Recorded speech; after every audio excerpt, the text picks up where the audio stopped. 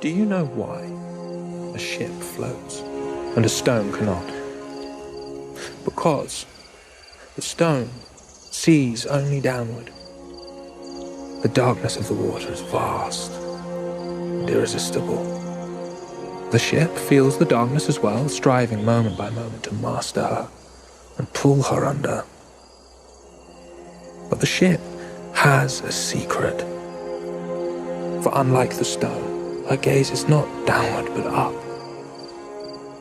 fixed upon the light that guides her, whispering of grander things than darkness ever knew.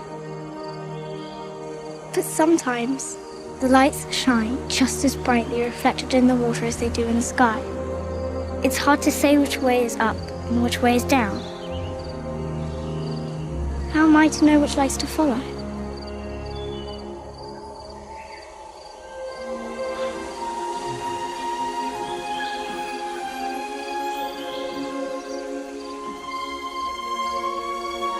But that seems so simple. The most important truths often are. But you must learn to discern them for yourself. I won't always be here to speak them to you. You won't? Come along. Mother and Father are waiting.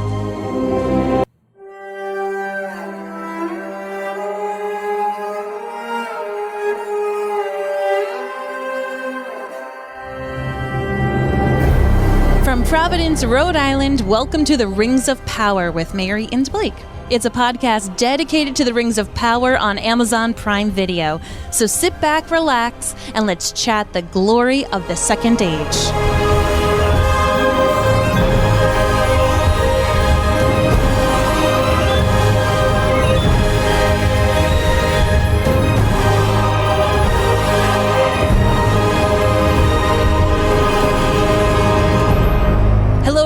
And welcome. I'm Mary Larson. My name is Blake, and that song just gave me some chills. I love me some Bear McCreary. That'll never, ever get old. I both. Never get old. Well, speaking of old, we are excited to be in the earbuds or over the sound waves of friends who have been with us for a long time as podcast listeners, our oldies but goodies. We adore you. But if you are new to Blake and myself, we wanted to just take a moment to formally introduce ourselves. Hi, I'm Blake. We know. Yes, well, we have a company called Mary and Blake Media. It is a mom and pop podcast shop. We are not aligned with any of the major corporations or any of the major podcasting companies that do this kind of thing. We've created our own company, and we're independent, and that's the way that we like it, because we get to talk about the things that we love, and it will be a impartial and truthful, honest review of The Lord of the Rings and discussion of Lord of the Rings, but not just review and recap, but what we're here to do is help inform and educate and talk about filmmaking and all of the aspects that go into it. That is what we are known for here at Mary and Blake Media. And of course, we're just known for Mary's talent because she's just incredible. So yeah, Blake and I are a married couple. We have 2 kids. We live in the tiniest state in the United States, Rhode Island. It's by the ocean. It is not an island. No, it's not an island, which is just so weird. And we're nerds. And we love talking about all things with fandoms and fantasy. And the thing that I want to just make sure you all know is that we are not the Encyclopedia Britannica, I'm aging myself, of that is Middle Earth. Mary. We do not know every single little thing there is to know about Middle Earth. If you want like the hyper-focused, we know every detail of what the orcs would have on their shield. Yeah. Like there are nerds that are out there Yes. that have like lived this their entire life. Like that's how Mary is with Harry Potter. Like but what I can tell you is that you haven't read all the books, right, Blake? I have not read the books. Okay, so I read The Hobbit. I've read all the books, and we are huge fans of the movie. Yes. So we know those incredibly well. We're huge fans of the score that goes along with the movies, and so we know quite a bit, but I will say, if you are sitting here ever screaming into your phone, they messed that up. Like there's a place for that kind of podcast. But know that we're welcome. We're always welcome for your feedback. Always, absolutely. That's what we're here for. I mean, like, that's what Mary and Blake Media is for. Like that's why we created it, because everybody has a voice. But we are an accessible podcast for people that just like the show or like the movies and want to discuss the show as it is. We're not here to break down like this didn't happen in the books and this did that and this was in the appendices, and like we're not there to do that.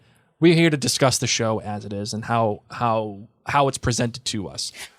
We firmly believe in book is book and show is show. Yes. And I will also say that this podcast is going to be explicit free, meaning if you have someone who is younger and you would not like to have swear words said, we're here for you. Some of our podcasts are not that, but those types of shows lend to that. You know, we're talking House of the Dragon, for example. Yep. Very different content than there is here in this show. So this show, of course, is rated TV 14. As parents, I honestly think our 9-year-old could have seen this episode. So just know that if you do have young ones in the room, or if you yourself don't like vulgar language or anything like that, we are going to make it so that younger audiences could hear this in the background or could even listen along with it, because we know that there's several younger listeners who listen to some of our podcasts. So hello. And even though we have read the books, and Mary has read Lord of the Rings and The Hobbit, we haven't necessarily poured through the appendices. We don't necessarily know what's coming. So as a result, we're going to make this podcast spoiler free. I mean, relatively speaking. I mean, within context, of course. Like we're going to talk about the things that happen in Lord of the Rings with movie context. Yeah, with movie context. But if it's books or appendix known information, right? We are not there. We're not there yet. So as I said, just know that that's where we're coming from. And if that floats your boat, we are here for it. All right. So that being said, this episode is sponsored by MinuteWithMary.com. It's your one-stop shop for all things beauty and skincare. And if you are on social media, we want to connect with you. We're very, very active on Facebook, YouTube, and Instagram. Just search Mary and Blake. All of our podcast episodes and other podcasts that we do are at MaryandBlake.com. And we would love for you to join our Facebook group. So if you want to meet fellow nerds, just search Mary and Blake on Facebook and request to join our group. Let's get into the show.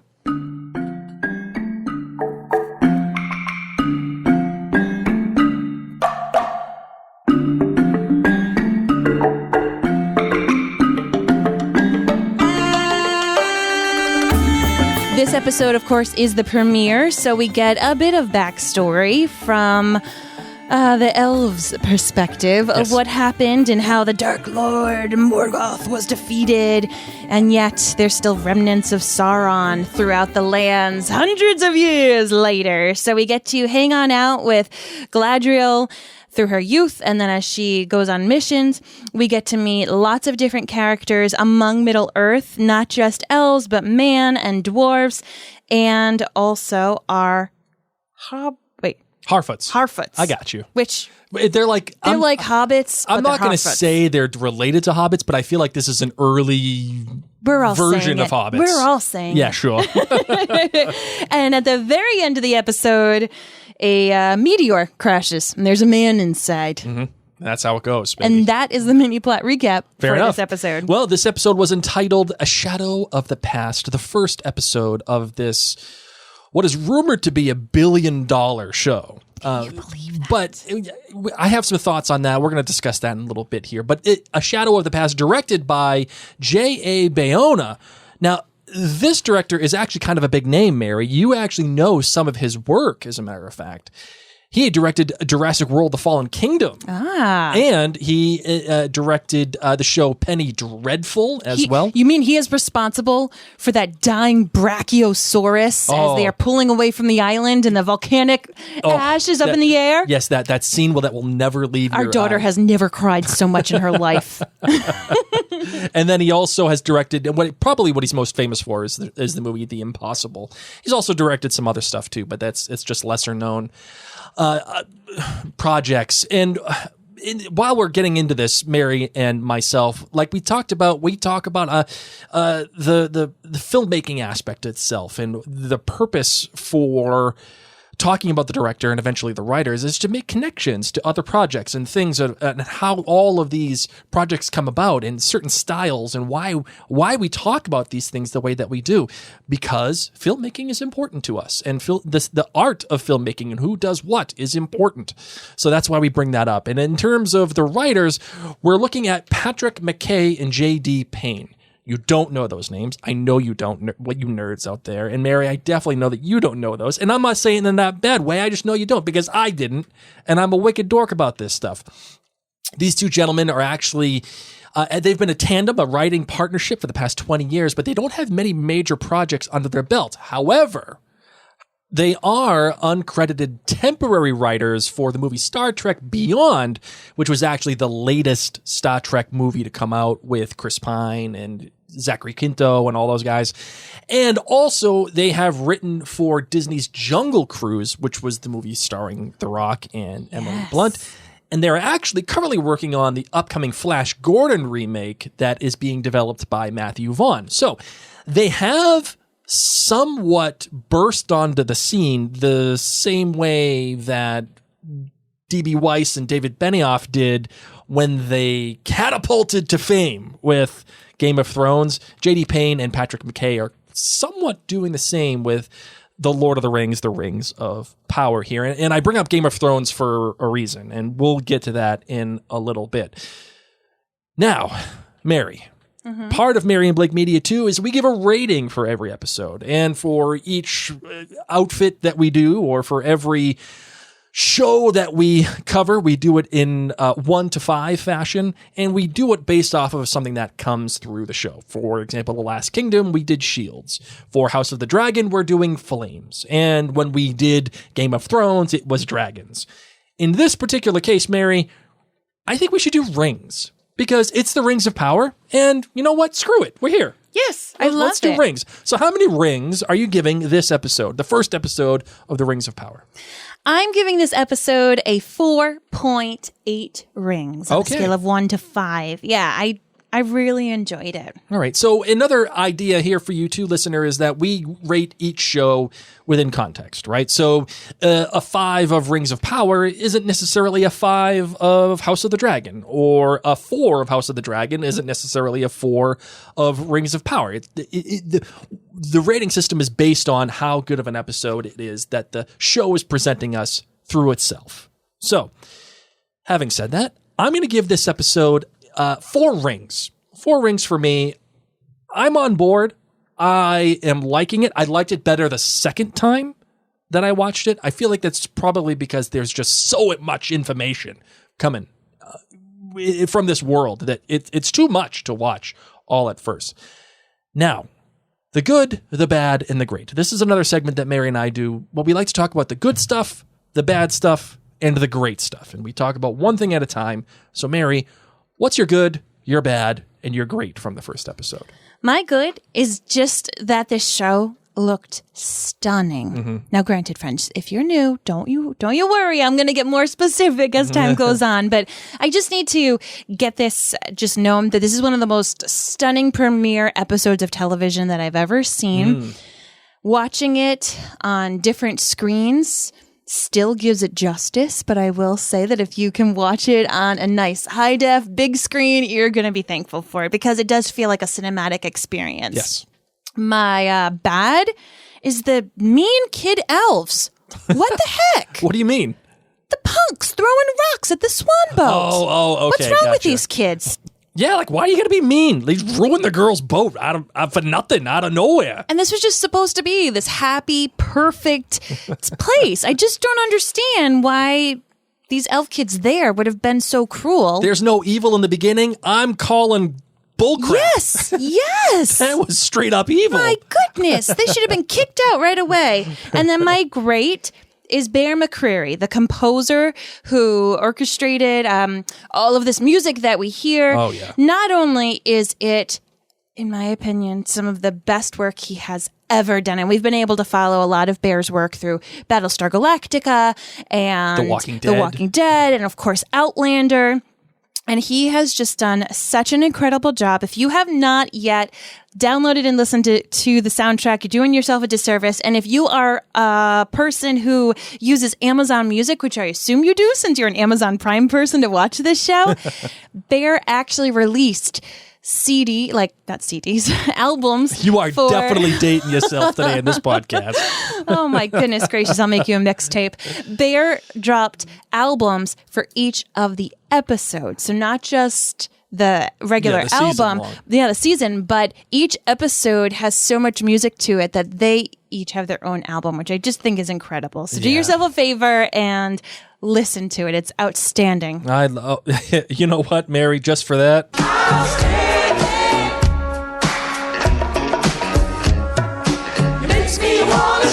Yes, that's right, ladies and gents. We actually do have sound drops in this podcast. That's what we do at Mary and Blake Media.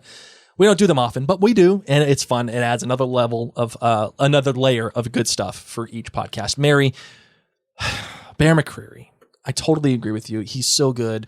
His Outlander stuff is great, and this particular album, the season-long album for Rings of Power, it's really cool because it has a lot of great notes that combine both Outlander and what I think is his seminal work in Battlestar Galactica. Even though that was very early on in his career, his BSG work was just, chef's kiss.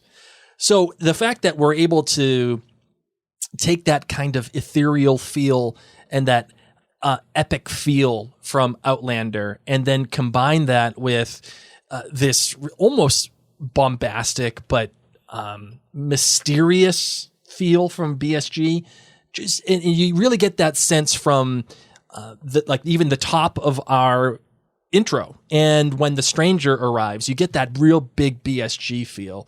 But when the theme for Galadriel plays, you're getting an Outlander feel. So I really like that. Okay, my good, my bad, and my great. So first, the good.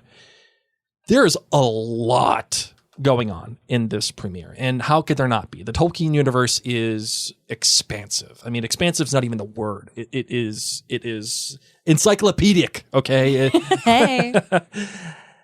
And the writers, I think, Payne and McKay, I think they made a smart choice in not dumbing down the material, but just giving us a very clear goal, and through the main character, and that is Galadriel appears to be the main character, and the one single defining aspect of her life that we're really focusing in on right now is the fact that her brother died and was killed, and she is taking up his mantle and going to seek out Sauron and destroy him.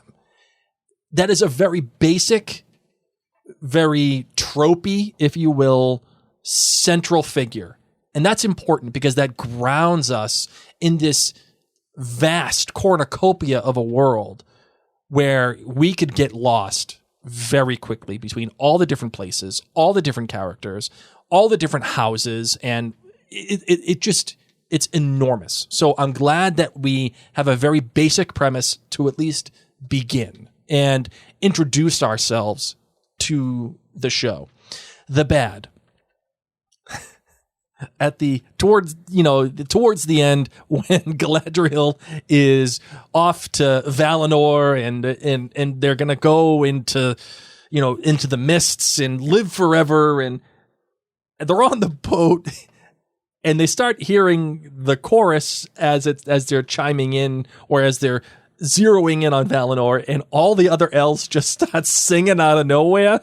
And I was looking at that saying, wait, when did this turn into a recital? I felt that way too when I watched it initially, but on a rewatch, you hear, I think it's Elrond who says it, or one of them says about the boat ride and all of this greatness that's going to be happening to them, that you'll be singing a song that you didn't even know you knew. Oh, yeah, okay. So it is a thing, but I agree. I think it was so quickly said that probably a lot of people had that same reaction. It made me think of my old days at church when some of the churches didn't have hymnals. Some of them just had, like, you knew the song, or maybe it was on the screen, but there's no notes when it's on a screen, when it's on a projector. And I was like, Galadriel, like, everyone's singing around me. What happened? Yep. Who, what are the words? You know, like, that's what I felt. And I felt like it came out of nowhere. And I was overwhelmed by it. But as I said, it is spoken inside the episode. Sure. For my great, though, and again, this is kind of a broader perspective, but the fact of the matter is, the visual language of the show is very reminiscent, if not a direct copy of the visual language established by Peter Jackson in The Lord of the Rings and you know, tangentially the Hobbit. I like this because if we were presented with a world that was so very different from what The Lord of the Rings established, it would be very jarring, because the show has this very interesting role to fill, right? It has to be independent of the movies, and we'll get into why in a little bit. But it also has to acknowledge the fact that The Lord of the Rings was a cultural phenomenon. It was basically a zeitgeist. I mean, it changed filmmaking in many different ways, and it helped define the fantasy genre. It was the first big breakthrough fantasy element of filmmaking that, like, you know, that became part of the monoculture, right? So it has to acknowledge that. It has to acknowledge the history of its predecessors at the same time. And because it was part of our monoculture, it established itself in our psyche. It established itself in our expectations. And so when we go to Middle-earth, we expect a certain warmth, and we expect a certain sharpness and colorization and saturation. When we don't have those things, and if it started presenting itself in the form of, like, the way that Game of Thrones does, you'd be like, hey, whoa, like, this is way odd. And it's not just in the look or the sounds, although they are similar. Like, even Bear's score, it's reminiscent of Howard Shore's score. But more importantly, it's the structure of what these episodes are giving us. As a matter of fact, the prologue that is monologued by Morfydd Clark, who plays Galadriel, right? The whole prologue is essentially a shot-for-shot remake of the prologue that was given to us by Cate Blanchett in The Lord of the Rings. And that's really cool. Well, Galadriel just loves to have monologues. That's just who she is. So the fact of the matter is, the show is relying on The Lord of the Rings in a very heavy way, and it's important that it does so because it has to establish the connection in our brains, that relative transference that we have from Lord of the Rings and The Hobbit to the Rings of Power. Giving us that language establishes a comfort level that we get to be thrown into that world as it's already happening, but we already feel safe and we already feel balanced in our viewing experience. I know a lot of people feel different ways about it, but at least the filmmaking aspect of it, that is what it accomplished, and that's my great. Awesome. All right. Also part of Mary and Blake Media is that, again, as we have said, your voice is just as important as ours, if not more. You have a platform, and what we like to do is we like to give you the platform. And in this particular case, we take all kinds of feedback from people at Facebook, over at our special group, jointhenerdclan.com, or if it's on Instagram, or we even take voicemails. We're going to play them here for you right now. If you want to send us a voicemail for future episodes, you can just go to maryandblake.com, click on the voicemail button, and then you'll be able to send it right there.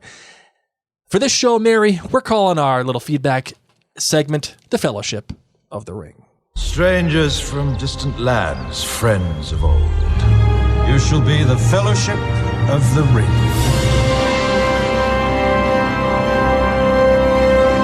All right, the first one comes from Kyle Ann Crawford. She says, this show was cinematically beautiful. Good character building. I need to rewatch because I wasn't riveted yet. Though, 3.8 rings. The next one comes from Allison Fisher. She says, I would give this first episode 4 rings. It was a bit slow, but absolutely gorgeous. I'm not comparing it to anything. I just want to say that I'm watching it and it's beautiful and it's just for itself. If anything, like I said, it is gorgeous. I'm liking most of the characters so far, she says, even Galadriel, because I'm waiting for her character growth. In this particular instance, this is the young, brawny, headstrong Galadriel, who hasn't had the tempering of the last 2,500 years to settle into herself, which is the one that we see in The Lord of the Rings. I'm not yet loving her, but I'm looking forward to her journey. Also, the Stranger, a very cool way to introduce the character. Jamie Brown said that it was okay, I guess. Dialogue was awful, but looked okay in places. I don't like the Harfoots at all. Boring.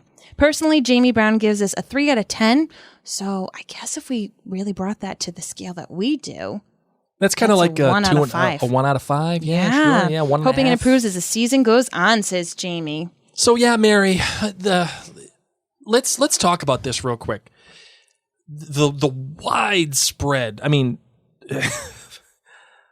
I am shocked at how wide of a range the reviews have come in on. I'm not. Lord of the Rings. Oh, I'm sorry, Rings of Power. Why are you not shocked? Oh my gosh, because this is post-COVID, my friend, and I just feel like everyone is a keyboard warrior right now, and people want to be very strong about their opinions. And sure. We've all taken stances on something over the past several years, and we've kind of gotten used to that. So I think that, sadly, it has become in many people's culture now to pick sides and to be very strong. Sure. Strongly opinionated, and to voice those strong opinions. I will tell you that most likely if you watch the episode a second time or more, like myself, you're going to like it more and more.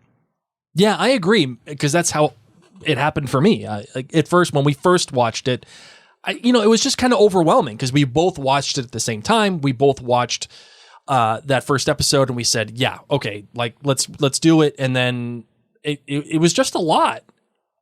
On the repeat viewing, it felt better. But I think a lot of the trouble, Mary, is the kind of education and understanding of what the Rings of Power is supposed to be and where they're coming from. For example, I think a lot of people expect it to be just like how, Tolkien wrote it, like either J.R. Tolkien or his son, Christopher Tolkien, but it's not the exact same because Amazon only purchased the rights to Lord of the Rings, the appendices, and The Hobbit. That's it. They can't do any other, they can't make any mention of any other works in Tolkien's universe. So they can only go by what was provided in those particular instances, right?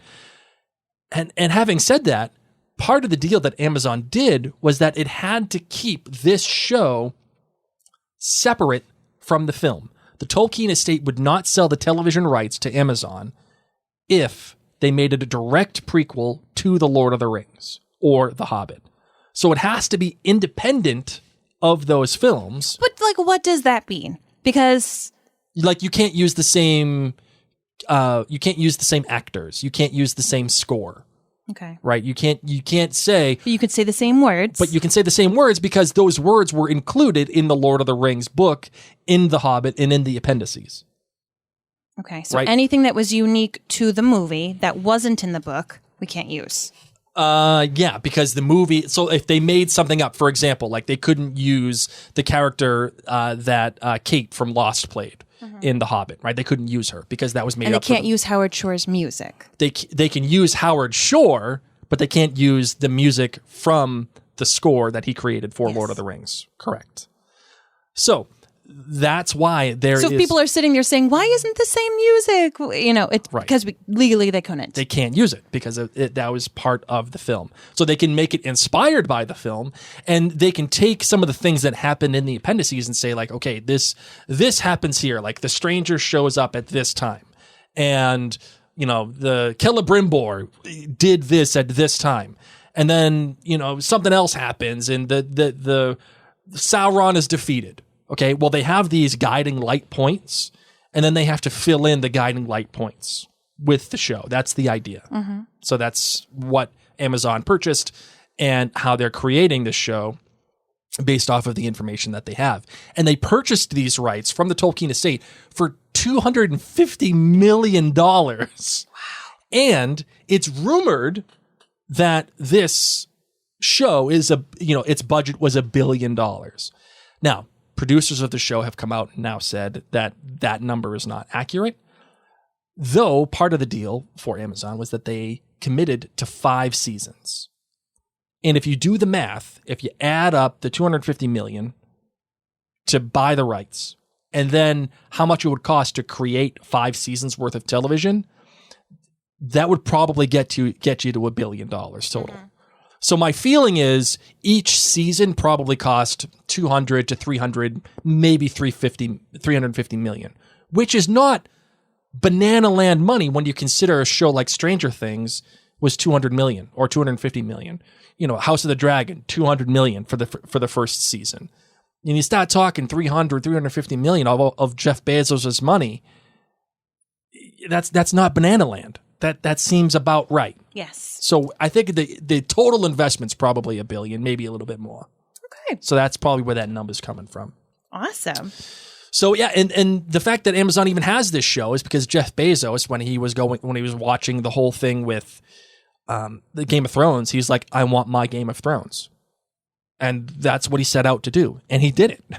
And that's why I brought up Game of Thrones earlier, because not necessarily because House of the Dragon is premiering alongside or concurrently with Rings of Power, but because Bezos himself, the owner of Amazon, said, I want Game of Thrones. Go make that. Mm-hmm. And you can kind of see where make the equivalent of that. You can kind of see how that happened. I mean, the fact of the matter is he brought in these 2 unknowns to be the showrunner. It's the same exact thing that HBO did with Game of Thrones, although they started off much more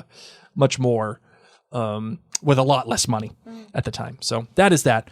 All right, that's enough history of the Rings of Power and how we all got here. Mary, your thoughts for the rest of this episode. What else stands out to you that you think is worthy of chatting about? Oh man, there's just so much. It was such a bold and expansive episode that actually, when Blake and I were planning this podcast, we originally had thought that we were going to cover episodes 1 and 2 together, as that's how most of us watched it. Amazon dropped the first 2 episodes together, which is great and lovely and super wonderful. Thank you. But there's so much to cover that we decided they each needed their own. And for our friends who do watch this in the future, hello, how is the future? They're not going to be watching it at the same rate that we are in live time. So in this particular episode, I wanted to talk about there's like 4 different character places, kind of groups that I wanted to chat about. And I thought that would kind of be okay that we follow them along. The first one being, our lovely elf queen Galadriel. Okay. So she starts off, as I said, in the beginning with these jerk kids. Jerks. I didn't like this scene, and I didn't understand the purpose of this scene. Because we're talking about a wonderfully happy, glowing place, and then there's these jerks. Why couldn't it just be hide and seek and the other things they were doing, and have her do this little swan boat, which, by the way, is super cool because in Lord of the Rings, she comes in on a swan boat. Oh, interesting. Yes. Look at you. Yes. So I just didn't understand the reasoning behind this, and I didn't know if you had any thoughts of why the kids were jerks. Yeah, it's probably there to help give you a visual representation of what she's actually talking about, that nothing is evil in the beginning, and then things happen. Except that kid. Except that jerk kid. And in my opinion, that jerk kid is the soldier that stands up to her when they grow up. That's what I've made in my head canonically. The one that leads the little revolution. Yeah, you know and what? He's always giving her the side eye. Good thinking, Mary. I like that idea. I like that idea. Thank you. And too, I mean, structurally, it's there. This scene is there to set up, her relationship with her brother, obviously, and her brother has to come in and give her the advice, which then is then paid off at the end of the episode when she chooses to jump off the boat. So she's there, of course, with her older brother Finrod, and as he's giving her this advice, he's telling her, I may not always be here. Right. And I thought that was quite interesting because they didn't even have a word for death. Right. There wasn't even a known thing, and yet Finrod knew that he may not be there at some point. That there was at least a possibility. Yes. Yeah, that's an interesting take too. Because why would he bring that up unless he knew that there was conflict coming? And not necessarily that he knew it was coming, but he could sense it, I suppose. And there's nothing saying that he wouldn't be able to sense it. Right. Or if he was just knowledgeable of it, because this family is very high up in the elven community. They're pretty much royalty. And so he is older. I'm wondering just does he have more insight? He leaves and he still kind of looks the same age. So maybe they had an inkling of something that was coming up when he had to say that to her. And then we, of course, do a nice big time jump. And he's fighting. Right. And he's fighting, and they say that, he yells out this, I think it's like fervorante or something when he's in battle, and it says something like, you're gonna die, or death is coming. It's something like that, which is really neat. I love how they use the different elven languages, and sometimes it's translated, and sometimes it's not. Yeah, right. Because we put on closed captions for one of our viewings, because sometimes it sneaks it in that way. You figure it out. But that one didn't. No, did not. And again, the prologue here is very, very similar in style. As a matter of fact, this was almost a matching shot to when Elrond was fighting at the end of the Second Age against Sauron. Right? It's just a cool visual reminder. So at this point, we're referencing back to the end of the First Age, but in the Lord of the Rings, they're referencing back to the end of the Second Age. Dark Lord Morgoth is mentioned as being defeated. Yes, and that's all they can really talk about. But it's not happening on screen. It doesn't happen on screen. I have been taught not to trust that situation. And it's interesting because they talked about how, in that just kind of prologue time, how he came into their world and sucked out essentially the light from the tree. Right. That their tree was their source of light. And I do know that he and one of the ancestors of the spiders, the spider that catches Frodo and wraps them all up. Yeah. He and the spider do this. Okay. And they take it away. And that's why these trees play such an important factor now in Middle Earth, as not only is it a piece of their homeland, but it's the health and love and light that the elves are bringing into this world. Interesting. So Galadriel, of course, then she goes, it's time jump. She's older. She is leading the troops once again of this high position, and they head on over into the Northern Wastelands. And this is where we get that epic troll fight, which I know some people hated on, but I loved it. How did you feel about the snow troll? It kind of reminded me of the troll from Harry Potter. You're a wizard, Harry. With the troll bogies. Of course, not that dumb. But, for an episode, it needs to have some kind of action. And when you are world building to this capacity, there's so much exposition. Basically, the entire episode, everybody's talking at you. Everybody's talking at you as the viewer to give you the information to catch you up. And there are many circumstances where it's done artfully and creatively, and then there are circumstances where it's not. But you have to balance it with something. And the troll sequence at least gives you some information that you wouldn't necessarily be able to see unless you had it. You could be told it, but it wouldn't be as effectual. And that is how bad, I'm talking bad news bears, Galadriel really is. She Meaning tough cookie. Oh, Don't yeah, mess like- with her. Not that she's evil. No. Like that's a bad woman right Well, there. I think we need to be careful with the word bad, because I will say that when you're in this Lord of the Rings universe, bad is bad and good is good. All right, Very so fair, rarely fair. are there in-betweeny characters like Saruman, for example, where Yeah. you can have this little All right, weird so line. how incredibly talented There we go. and gifted Galadriel is. She really is. And this is in stark contrast to the Galadriel that we are shown in The Lord of the Rings. So I think that's important. It helps recontextualize everything that we see in Lord of the Rings, and it gives you a stepping off point for this character, knowing how determined and incredibly gifted a fighter that this person is. So that when she does command these guys to walk through the snows and find these people, and like you have an understanding that, yeah, she has it under control, and her authority isn't backed because she's just, given the title. She's earned it and she's made it, which makes it that much more heartbreaking when the rest of the elves put their swords down and say that she's going to go alone. Thorndeer. As I said, I'm just pretending he is the kid that broke it. Having her brother's dagger is quite important to her this entire episode, and probably as we go forward. She took it off of his corpse, and we see her carrying it throughout the series, and obviously it's with her when she's on the boat. We'll talk about her interactions with Elrond in a little bit, but of course at the end she makes the choice not to carry on with the boat, but to jump off the boat. And I have a question. Were you under the assumption that she saw the comet when she jumped sometime in the water, that anything from the comet made her jump, or does the comet burst out and she doesn't see it because it happens at the same moment? That's a great question. There's no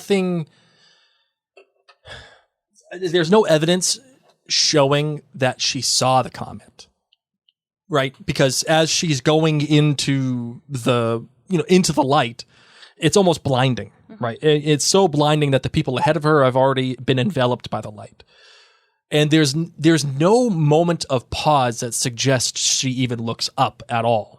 So my guess is that she does not see the comet, because there's nothing suggesting otherwise. And if that is the case, does the comet happen because she didn't see it? Did she fan the flame? Right. Does the comet happen because of her choice to jump off? Right. And does the comet happen no matter what? Maybe she didn't see it, but the comet was happening honestly at that same moment. Right. Or we're going to find out. All right, or maybe we won't find out. But That's since part of the mystery. even if we don't find out, who cares? Right? I mean, we'll find out if she ever says, "Hey, I saw a comet." But I don't. I personally, the reason I ask is I didn't get the impression that she saw it. Yeah, I did not get that impression. As she is on the boat and she's looking at Thorndeer and she's looking at her dagger and she jumps off, is in the water, looking back as the boat goes away. I didn't get the impression that she saw the comet. No, and even if we don't find out if she did or didn't, even if we don't find out, or if we do find out that the comet happened because she did jump off or whatever, it's reasonable to expect in this world that her choice resulted in the stranger coming, right? Or you can argue that the stranger coming was what gave her a gut feeling that she couldn't leave yet. Yeah, so either way, it's reasonable to have that expectation. It's chicken or egg. Fair. And you'd have to think that her choice will have some kind of effect on Middle Earth, and not by her, actions later on, from what we know what it is, but because she is such a powerful elf that you would have to assume that there's going to be an equal and opposite reaction from, wherever this person came from, right? For Galadriel's action, the one that we think that is going to be a giant mover of the rest of this show, the opposing force has to have some kind of reaction. Now, I'm not saying that the stranger is, an opposing force, but is it safe to say that It could be. Yeah. I think so. So moving on, that's really a lot of what happens with Galadriel. It's a lot of her own personal journey. But the one person that we do see her have a close relationship with is Elrond. Hold on, before we talk about that, I have to call it this one bit of line. Yes. This one bit of dialogue. The evil in here is so great that our torches give no warmth. Holy smokes. What a great line. No, but I think that that's so important. Okay. That's how she finds which way to go. Because it's colder. What do you mean? Don't they say, like, how do you know where you're going? because it's colder because in it's here. colder here. Yes, right. And right, then what's interesting, of course, is the snowflake falls down and she has the water and it hisses and it shows Sauron's mark. But something else very interesting about the torches do not give any heat. Mm-hmm. This is how you know it's evil, because the torches are not even able to give off heat in this space. Yeah, right. This is not in this story for no reason. Oh, sure. And so I want us as viewers to really keep a close eye on when things are supposed to be warm or hot and they are not. Or if people are suddenly saying it feels cold. It kind of reminds me of the Dementors in Harry Potter. Oh, yeah, I like it, Mary. You're a wizard, Harry. That's one of the first things that people feel, that's the thing that non-wizards, the muggles or the squibs, they feel it get very cold. Yeah. So I'm going to be interested to see how heat affects our characters going forward. And it's a Mary and Blake commandment. Okay, a Mary and Blake media commandment is that no shot or no line of dialogue goes unwasted. There has to be a point for everything. Always. If there is no point, it should not be in your show. Agreed. That's the whole idea. So you're right, Mary. Let's keep an eye. Let's keep an eye on this whole. Let's keep a temperature. Oh, I like it. So, of course, the relationship that Galadriel gets to have in this episode is with Elrond, and I think it's really exciting for fans of Lord of the Rings to see them in your youth. Even as I said, if you didn't read the books, and all you need to go on is the movies for this show. Sure. That's what we have, as we've said. So it's just interesting to know that these are the elves that will in the future be helping Frodo and be working with Gandalf and having this relationship together. And forging the world. Like it Galadriel and Elrond. And seeing Elrond in this way as almost like a note taker. Like, and that's another thing that happens too. Bilbo is writing his story at the beginning of The Lord of the Rings, and we first meet Elrond writing the speech in the same manner. I think that's, again, visual language, this thing, something that we come to expect. And he's writing a speech for the High King of the Elves. You know, I was thinking something, as you said Galadriel, bad, but you meant good. Yeah. Frodo offers Galadriel the ring, and she freaks out and has evil talk and ends up saying, like, I could be this dark evil person, this dark evil witch kind of person. Yep. So it's interesting to note that she has immense power in her. And the other thing that I want you to know is, so Elrond's writing, and you're right, he's writing this speech for the king to give. Right. So didn't Galadriel also say, like, and everyone will love me, like something like that? That's an interesting quote. Again, we know that it has to be separate from The Lord of the Rings. We know that, the films. But they can take inspiration from it. And you wonder if they're writing Galadriel's character almost as she is unlikable to everybody else. So that is one of her prime things that she wants from the Ring of Power, is to be loved. Well, we don't see her have a partner or a family in the future. Yeah.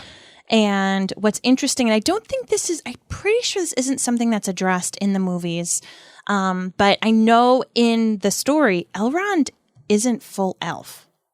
He's half elf. And I don't know if they said that in this episode, but how you do get to pick up on it is they don't let him into like the small council. He's writing his speech for the king, and he's so proud of himself. And then in come the Debbie Downers, those ladies with the veils on their faces who take all your clothes before you journey on. Yep. They come and almost mockingly say to him that the king's decided he actually can't come to this small meeting. Yeah. It's only for fellow elven leaders. And so he's a little down about that. And that's to let you know that he is not seen on the same level as the people who are pure elf. He is obviously a politician and he does have high aspirations, but the community doesn't view him as an equal. And so I think this is really something special that he and Galadriel have, is they're both very unique in their own ways, and it may not always be what's expected of their paths. And what you're getting a sense of, too, is that he is only a politician in this show at this moment. He's not a warrior. Yet, from the films, what I got was he was a warrior. Like, he was someone that you did not trifle with. He was a person to not be trifled with. And he's the dad of Liv Tyler. Right. And, you can't. It's Arwen. Who's going to be her mom? Are we going to see her in this show? My That's goodness gracious. I hope we do. I hope we do, too. And that will be interesting. You know who I could do less with, though, is High King Gil-galad? Yeah, exactly. God bless you. So I am not a fan of this king, and I don't know if it's the portrayal, the acting. I would say it of all of the characters, he was the most difficult for me to find believable, but that also might just be his personality, his elvishness, because they come off kind of stoic and boring, unless they're half elves, and then they kind of have personality. Honestly. Sure, yeah.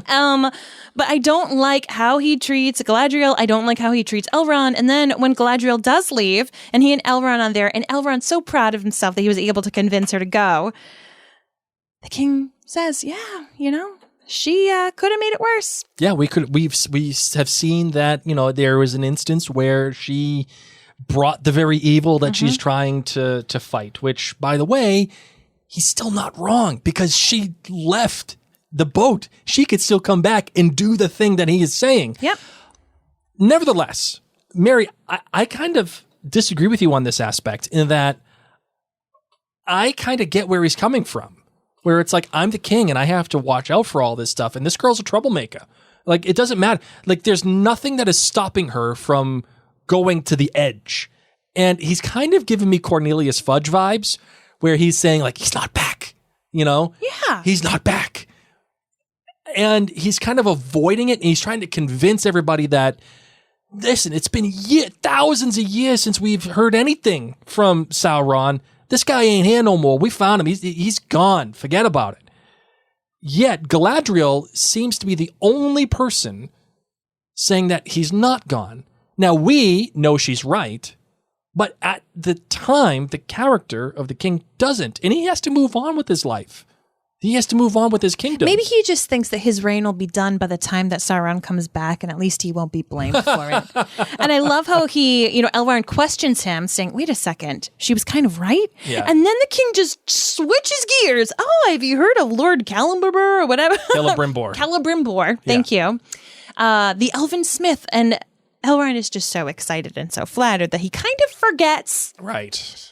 We call that misdirection. Yes. Or redirection. And it is, of course, interesting that when we have the comet go across the sky and the king does see that is when a leaf from this tree falls. And not only does it fall, but he turns it over, and the blackness that we saw in the beginning of the episode spreads all over the back of this leaf. And the blackness that that resembles, or at least recalls, the cow. The chocolate milk? The chocolate milk.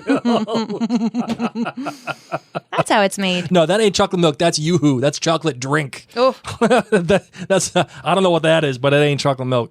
No, and then also, too, Mary, speaking of trees, when the comet flies by and the leaf falls off in front of the king, guess who else is shown during that sequence? The Ents. Oh. And yes. the Ents are they and see the that Ent wives comment. And the Ent little kid. Yep. It's either a kid or a wife, but the Ent family. Yeah. Oh my gosh. They hold hand. They hold you tree hands. weren't a big Ent fan. I was out on the Ents. But now you are. Well, because I didn't like them just walking. It was like the one part of the Lord of the Rings where I was just, what are we doing? We spent half the movie walking book with an Ent. Fans are here for the Ents. We're here. But you're saying, just to continue to bring out the universe and flesh it out, that, Nori essentially isn't the only person who sees this comet, she and the Elf King. Right. So now that we bring up Nori, I mean, unless you have anything else to say necessarily, I mean, Celebrimbor. Yeah, that was really it. It was just a kind of more of a exciting thing for Elrond and a shift of direction. I am here to talk Harfoots. Okay. We are introduced to the Harfoots, first off, by hunters walking by with giant moose antlers on their backpacks. That's really cool. Really cool. Very unuseful. Is it backpacks or is that actually part of their body? I didn't know if, like, what is the purpose of having moose antlers that are twice the size of you? I don't think it's a backpack. I think it's part of them. Oh. So at first I thought maybe this is to scare wolves because they say there's not any stuff here. There's only wolves. So I didn't know if they wore that to scare off other creatures that would see them as prey. All right, fair. And then the other thing I thought is maybe they killed the giant moose and ate it already. Gotcha. And then this is something they're bringing home to use as decorations. But they killed, that's 2 of them. So they got 2 moose. Whatever, or is hunters. it mice? This No, is it what ain't they mice. do. It's Mooses. Mooses. Mices. But they say that there's 0 to hunt. There's been too many wolves. And then they said, we got to get out of here because the Harfoots are nearby. And they are dangerous creatures. Yeah, and that's a great ironic statement when you introduce these characters as the Harfoots, and they are anything but dangerous. They're just nomads, and nobody's ever really seen them because they specifically stay away from the big people, as they call it. So for these hunters to say that like these Harfoots are dangerous creatures, yeah, it kind of makes sense. But the subversion there is great because then you're introduced immediately to the actual Harfoots, and they are just, again, a subspecies of hobbit, I suppose. The difference, of course, being that hobbits are stationary creatures, and the Harfoots are just nomadic. They just go around and they live. But we can see dirt. many of the similar characteristics in the sense that they're quite jolly, that they hang around with their families, that they love to eat and party. Yeah. So part of me just thinks they are the same things. And when they settle, they say, because hobbits and Harfoots, like maybe someone with an accent just says it. That's, you know what? That happens all the time. I know. So that's a possibility. The Harfoots, I think are... when they popped up, when they said, oh, they're dangerous creatures, and then you see the Harfoots start to pop out, whether it's from the grass or the trees, it reminded me so much of the Lost Boys in the movie Hook with Robin Williams. Yes. It just all, totally. Like wearing these silly hats that look like nature, and I absolutely loved it. And I think, people think about elves, not necessarily Lord of the Rings elves, but other elves and Christmas elves and little wisps and things like that. And those being a bit more nature and childlike. And so it's interesting to see the Harfoots actually being able to play that role that we love to have imagination about. Right. The Harfoots are an interesting set of characters in this show because I think a lot of people are kind of like, what are we doing? Well, we've got Nori. We've got Poppy, who's Nori's best friend. Yes. We have Nori's family, Yep. which she's talking to her mom and she's talking to her dad. And then the other character that gets the name is Sadoc. Yes, and he's like the elder that has the book, and he's looking at and he says, oh, the skies are strange. I was going to play that at the top of our episode because that is, reminiscent of, or not reminiscent, but it's calling out the fact that things are happening around them. Love the Harfoots. They may be getting hate, but I got to tell you, the characterization of these different races of characters and people, I love the differences of how stoic and almost cold elves come off. Yeah. Like pure elves. Yeah, and even within the elves, they have the 2 different kinds of elves, right? They have the Sylvan elves, and then they have the Noldorian elves, right? And the Sylvan elves are the ones that are kind of like the army that are out there doing what they're like Arondir? Yeah, yes, he's out there, and that's one of those elves. And the other elves are the other ones that we see too. But yes, you're right, Mary. And they all have different accents. Yes, they all have like the high end elves have like that posh British accent, and like the Harfoots have the Irish accent. And so I think you have to keep that in mind as you're seeing these characters. We are probably not going to have warm, fuzzy, cozy Galadriel. She will probably not meet Poppy or meet Nori and say, oh my gosh, you have blackberries? and squeal and run and get dirty. That's probably just not going to be her character. Right. Same with Nori. So for people who, if you're watching this and you're saying, wow, I don't know if I like this character, you have to look at that society as a whole. Same thing with the dwarves. And as we move into other cultures, their culture is really defining how they act with each other. And as these characters get to meet each other, how they interact with them. Right. So I'm really interested because the Harfoots, they're just here to party. And, I agree with you, Mary, that they're here to party. And the fact of the matter, too, is... And eat snails. And eat snails. So... Yep. Either way, I think the Harfoots are important, not because they're, Nori discovers the stranger or whatever, but because they get to show you a more...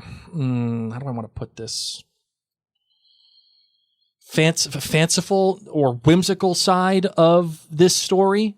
And for every dark and big and super self-serious moment that the Lord of the Rings had, there was also a moment of levity, and there's also a moment of relationship building. And it's important to have that, because if you don't have that, then the big things that are self-serious, when the things matter, you won't care about them if you don't have the relationship building from the fun light moments. Right? It's important that when Sadoc is reading from the book and he's like, things are going on here.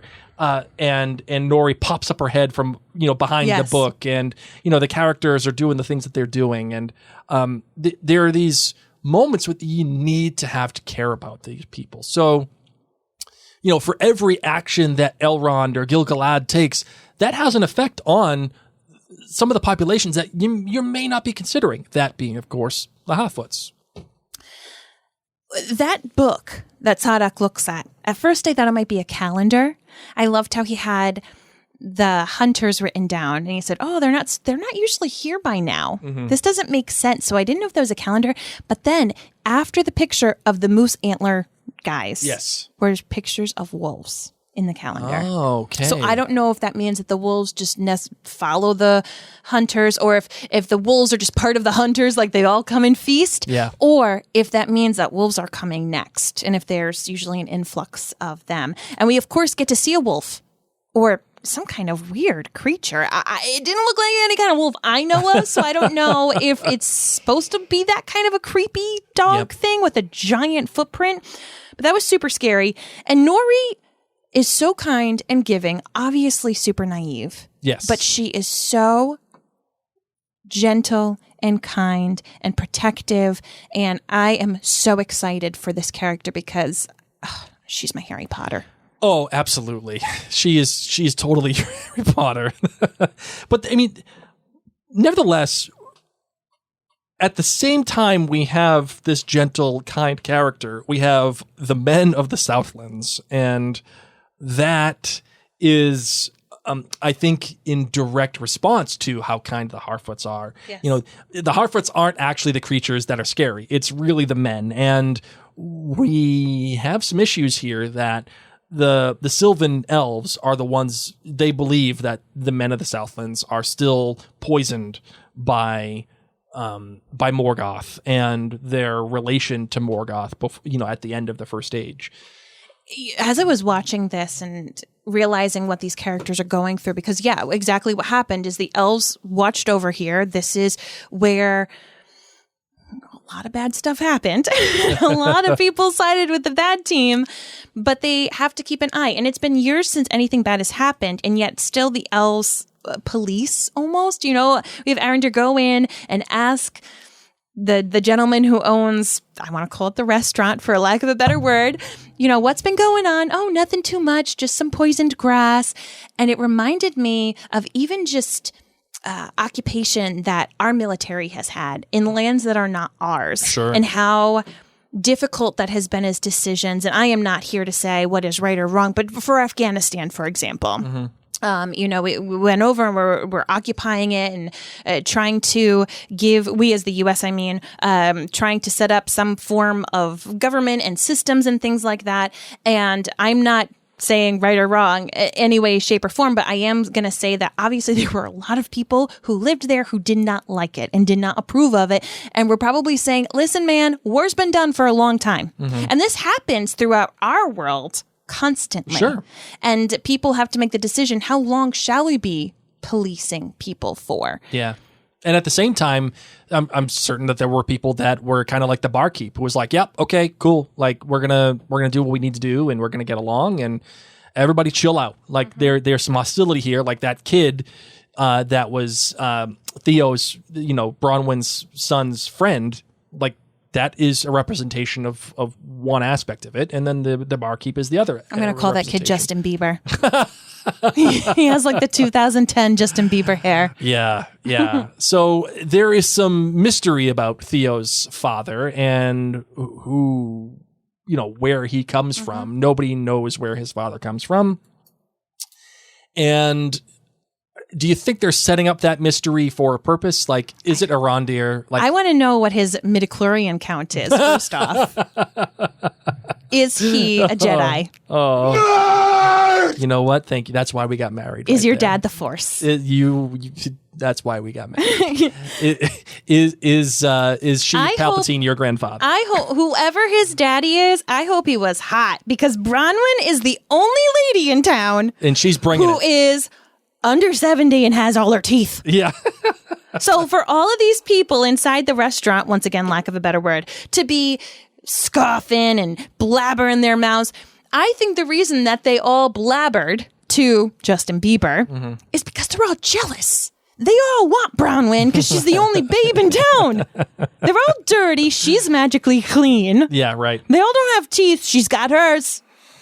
Yeah. And, I had one issue with Bronwyn when Arondir is like, okay, I'm going to go. I'm going to check out this thing over at that town. She's like, okay, I'm going too. See you later. And then she just leaves her son. Just leaves her kid. Goodbye, see you later. Theo. Bye. See you later. Don't even say bye to him. I'm just leaving. Yes, you're right. She didn't even say goodbye. She didn't give him a flippin' peanut butter sandwich. Make sure there's an Instacart on its way. Didn't even lay some newspaper down. Put on the Ring doorbell. Make sure that no strangers come.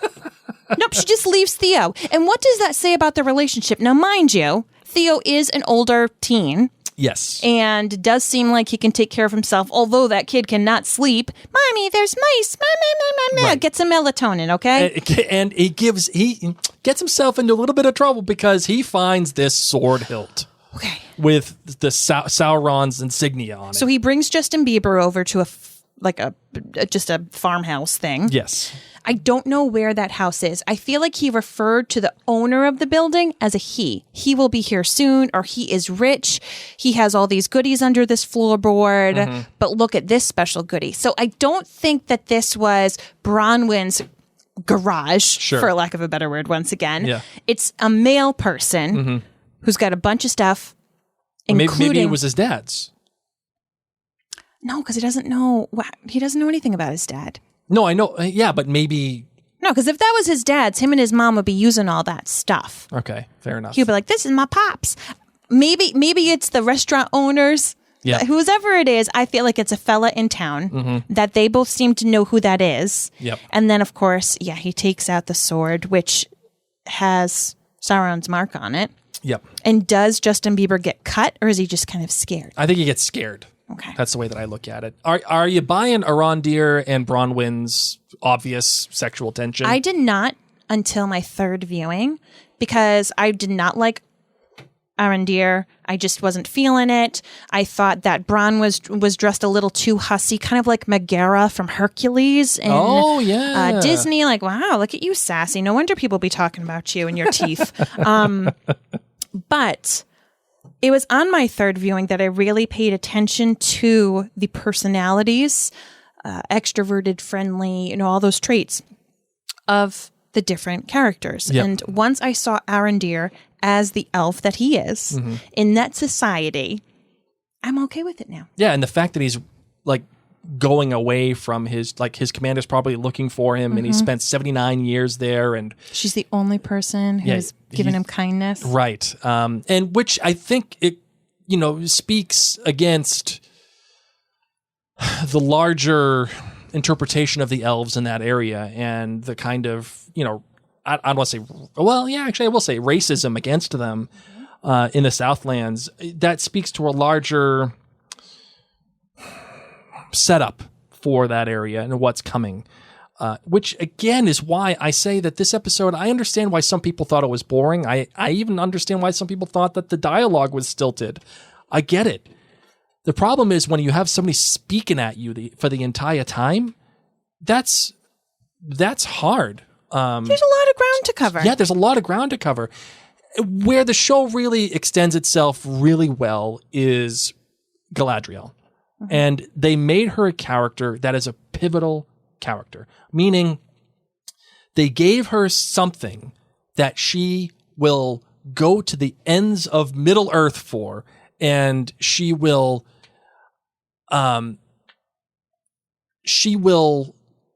never give up. That is a person that will kill to find Sauron and get him. And they gave us enough mystery at the end of the episode for Galadriel, and also with the introduction of the stranger, to keep us saying, hey, whoa, what's going on here? Like, why would Galadriel do this? And how did the stranger show up? And that is what I think every first episode needs to do. It needs to build the world and needs to give us a representation of what the show is going to be about. And that is going to be, of course, the world of the Lord of the Rings. And it's going to be about the hunt for Sauron and Galadriel's expedition, and how that is eventually going to tie to the stranger and via Nori, and then how that is eventually going to tie to Bronwyn and Arondir in the Southlands, and how this all circles around Galadriel. And if we have that, we have an understanding of what the show is going to be, and then we are presented with enough of a mystery of what will eventually happen.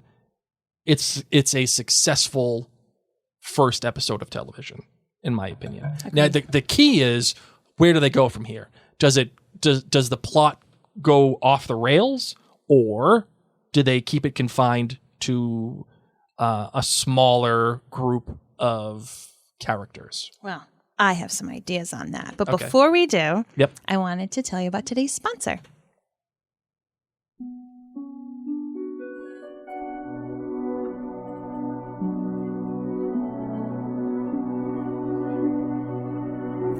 In addition to podcasting about my favorite shows and books and movies, being a mom of 2 and a wife to Blake, I also love to play with makeup and skincare. I just find that it helps me feel more confident if my skin is healthy. I love that a little bit of concealer can make me look like I actually got a good amount of sleep. And I especially love that a little bit of mascara gives me some pep in my step. I feel like the Bronwyn of Rhode Island when I put on a little bit of makeup. And I say all this because I have a site, and it's called minutewithmary.com. And there I carry all sorts of makeup and skincare. So you can always go and check it out and shop there. But in addition to that, I give services where I want to help you find the things that are best for you. And I want to help teach you how to use different makeup and skincare products. So to do that, just go on social media and search the hashtag Minute with Mary. If you're on Facebook, you can request to join my VIP group. And you can always feel free to shop at minutewithmary.com. All right, Mary. You got anything else for this particular episode? Yes, I've got some theories. Okay, well, you know what? Do you want to do your theories first, or would you like to do some trivia first? I also had some other fun things. Okay, what do you got? I wanted to let everybody know where we went, because that map usage, very Indiana Jones. And very Game of Thrones, too, yes, by the way. Yes, to let us know where we are in this wild world. So we start off in Valinor. Yes. Okay, and this, once again, is for the non-super hardcore Lord of the Rings friends who know everything. Yes. Valinor is where we start. It's the Golden Elves' home, where you go to die, but not really die. Then, in between Valinor and Middle-earth are the Sundering Seas. Yes. And then you get on over and you go west, and it's Middle-earth. Now, Middle-earth to me just looked like a giant big thing in which there's different places inside Middle-earth. Kind of like Middle-earth is a continent. So then we go all the way up to Fordwaith, who is the northernmost waste. Yes. Essentially, the wall in in Game of Thrones. Then there's Lindon, which is the capital of the High Elves. So that's where the king lives, and that's where they have their new yellow magic tree, which just lost a leaf. Then they say to the west is the Southlands, which is a little confusing, whatever. And that's, of course, the Lands of Men. Lands of Men don't really get that many cool. That's another big just kind of swath of a place. And then there's Tirahod, which is where Bronwyn is, where Theo is, where the well is, where Justin Bieber is. And then there's Hordun, which is where the sickness, the poisoned grass situation is happening. And so those are the places that we've been in this episode. Okay, very good. Very good. Just a moving of the map, if you will. And yes, you're right, Mary. Very Indiana Jonesy, very Game of Thronesy.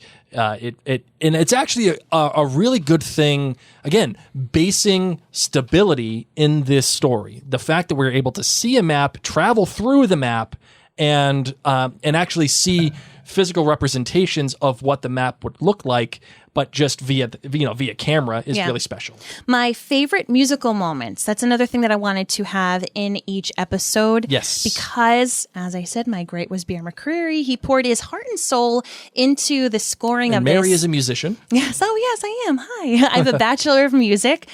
And, doing a little research on Bear, I haven't found a nice long interview with him yet. Bear, if you'd like us to interview you, we would be more than happy to. But what he did say in the little clippets that I found of him on the red carpet and whatnot is that he himself was a huge Lord of the Rings fan. Mm-hmm. Read the books and also watched the movies. And the movies were a giant, monumental piece in his life in regards to his own being a fan of film and scoring, and he loved Howard Shore's score for this, and he actually used to think, like, I hope one day I can score something as big and magnificent as this. Right. And so what he's done differently than we've heard Bear do in the past is he's created a lot of melodic lines that are very recognizable, and he studied a lot of other composers to help him along those lines. Some of the music that you'd hear with Bear, it does just kind of enhance the background, but isn't necessarily something you're going to be humming. Mm-hmm. Okay, and that's melodic like line that I'm talking about. Exactly. Yeah. So, oftentimes you think Star Wars. When you think Star Wars, what sound do you think? Well, you think of French horn. Like a melodic. Oh, sure. Like things like that, or Harry Potter. So John Williams writes melodic lines. Yes. A lot of composers do. And so he kind of studied their work and decided, I'm going to make up my own melodic lines that are very specific for situations, but especially for characters. Mm-hmm. And so you're going to be hearing those melodic lines for those people. And some of the ones that really stood out were Valinor. It's the Elves. There's going to be a lot of choir and strings playing at that point. Mm-hmm. Elrond, which is really neat, is it has kind of an oboe and clarinet aspects to it, and it made me just think of Forrest Gump. the music for Forrest Gump. Galadriel has that brass. Yep. Has that really soaring, heroic French horn, and yet he carries that same melodic line, and then it becomes used with more gentle instrumentation as its piece throughout. But my favorite piece, maybe you can bring it on up, Blake, is the piece that is playing with the Harfoot. And it's when Nori is speaking to her mother, and she's talking about, oh, Mom, don't you just wish? You can actually probably just bring it up, in the show, when Nori is speaking to her mom. Here, I'll bring up Nori's theme. You're right here. Hold on. So we're hearing the plucking of the strings and percussion. Mm-hmm. And we're going to start to hear, of course, the flute, bringing kind of this Celtic flair. Oh, yeah. And of course, the Harfoot have Irish accents. Yes. So you're going to hear a lot of Celtic inspiration with the Harfoot character, with all of the Harfoot characters. Yep. This, of course, whimsical and light and bouncy.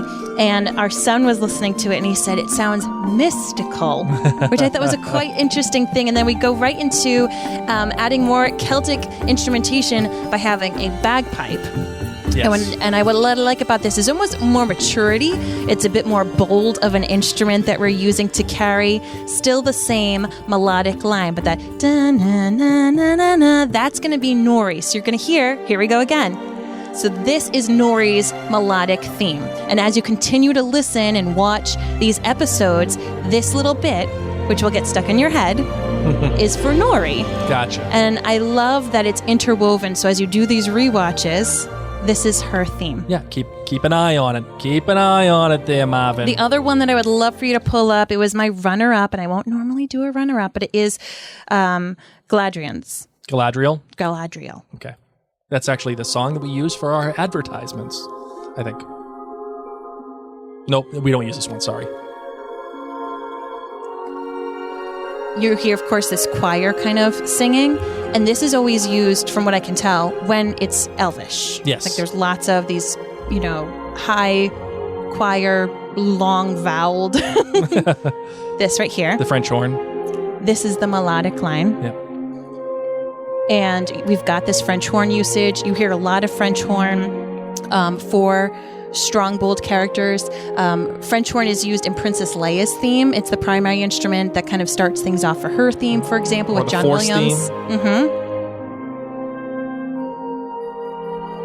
What song? Is that the flute? Yep. Also? Good job. Look at you. I got you. So you're getting this delicate instrument along with the strong brass.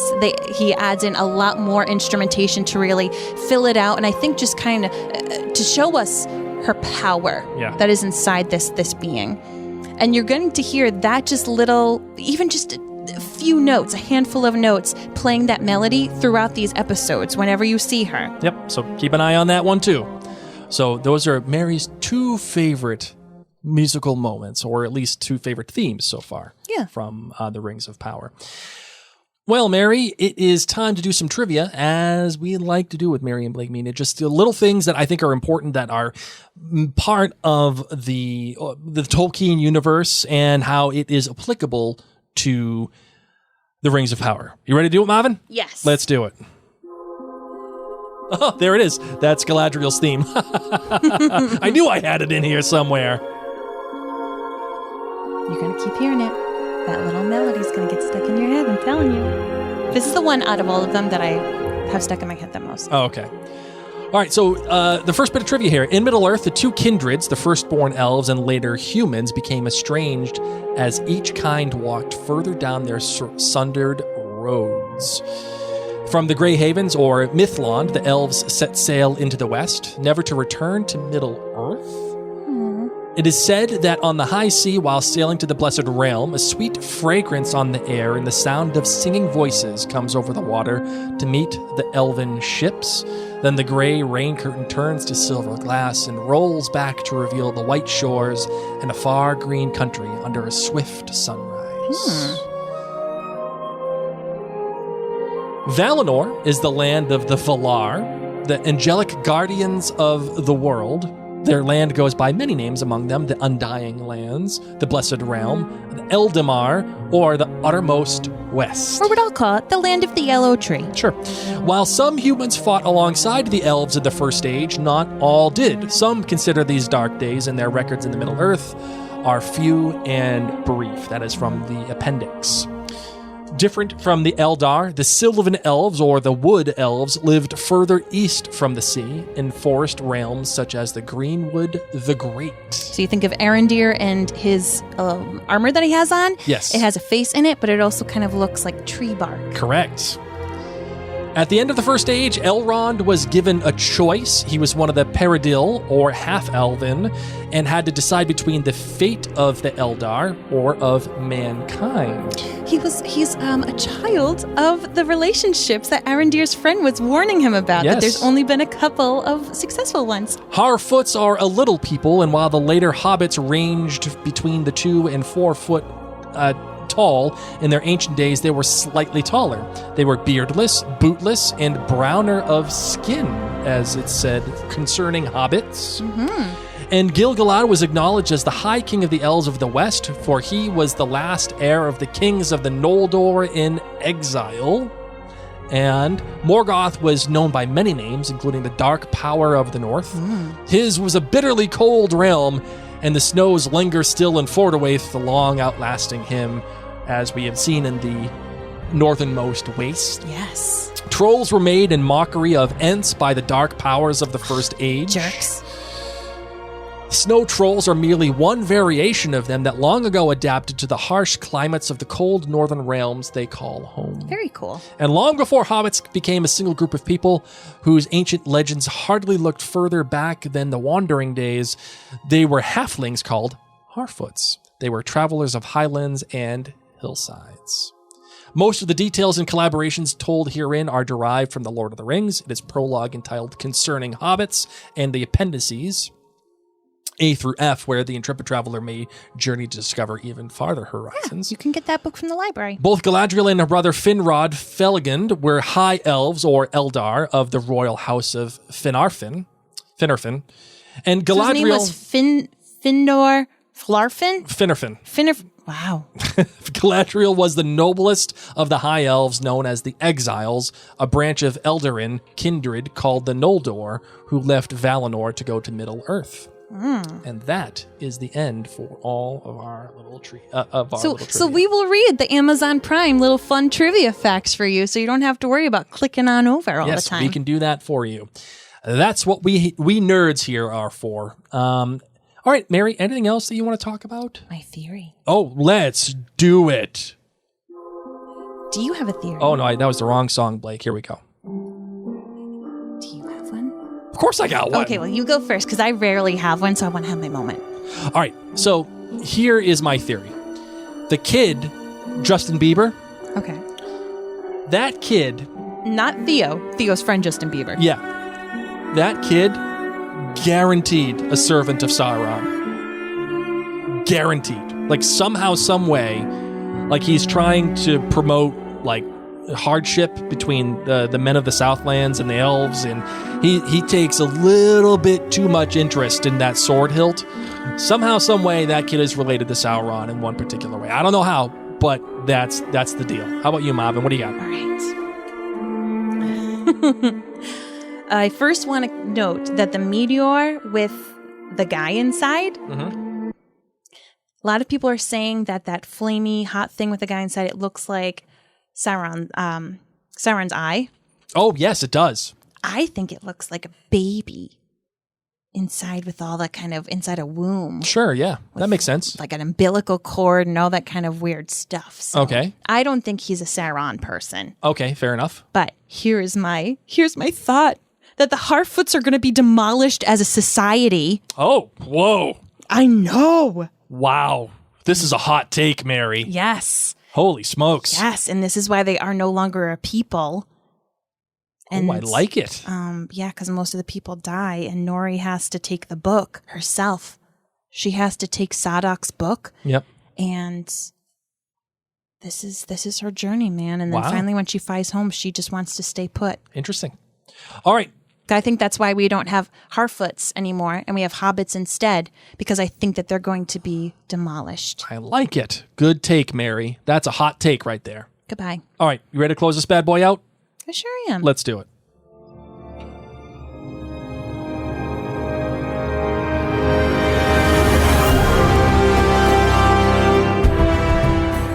We want to thank you all so much for listening to the premiere episode of Rings of Power with Mary and Blake. As we've said before, we are very busy podcasters who podcast from our home studio, just a mom and pop who love to connect with you. So please make sure you follow us on Facebook and Instagram. Head on over to our Facebook group. And if this podcast brings you joy, if you like what we do, you can actually support us by going to jointhenerdclan.com. You see, most podcasts that are about Rings of Power right now are actually owned by like mega conglomerates, and they have sponsors and they're fancy. Blake and I are your mom and pop shop podcast, and we are listener supported, kind of like PBS. For as little as $2 a month, you can be making a huge difference. Yes, so go to jointhenerdclan.com to check out where you can make a huge difference and keep this podcast, among our many others, going. As a matter of fact, right now we are podcasting about House of the Dragon. Right now we are bringing back the Potterverse, which has to do with all things Harry Potter. And you trust me, you don't want to miss it. Of course, also go to all of the other social media platforms that we have, whether it is Facebook or Instagram or all that other stuff. Trust me, you want to go there to join the conversation. Thank you so much for tuning in. My name is Mary. My name is Blake. And you've been listening? And you've been listening to Rings of Power.